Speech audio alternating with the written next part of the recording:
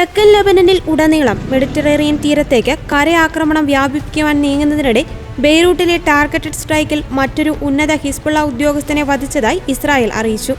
സൈന്യം ഡസൻ കണക്കിന് ഹിസ്ബുള്ള സ്ഥാനങ്ങളിൽ ആക്രമണം തുടരുകയും ടെൽ അവീവ് ഏരിയയിൽ ഉൾപ്പെടെ നിരവധി റോക്കറ്റുകളും മിസൈലുകളും ഇസ്രായേലിലേക്ക് ഭീകരസംഘം വിക്ഷേപിക്കുകയും ചെയ്ത സാഹചര്യത്തിലാണ് ഹിസ്ബുള്ളയുടെ ലോജിസ്റ്റിക്കൽ ഹെഡ്ക്വാർട്ടേഴ്സിന്റെ തലവനും തീവ്രവാദ ഗ്രൂപ്പിന്റെ ഉന്നത സൈനിക സംഘടനയായ ജിഹാദ് കൗൺസിൽ അംഗവുമായ സുഹൈൽ ഹുസൈനെ ബെയ്റൂട്ടിൽ ഇസ്രായേൽ നടത്തിയ ആക്രമണത്തിൽ കൊല്ലപ്പെട്ടതായി IDF അറിയിച്ചത്.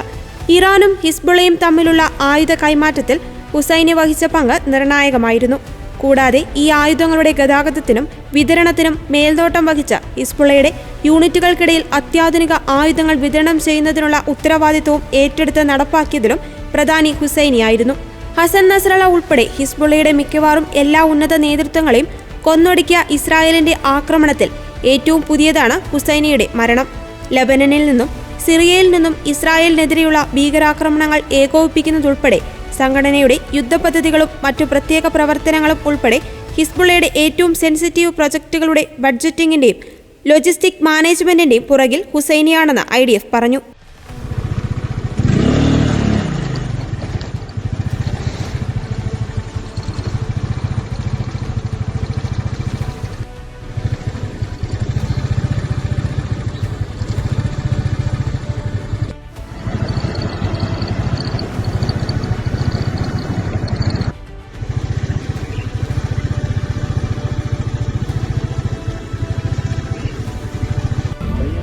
ايه برج هيدا البرج. باين البرج نزل مطار.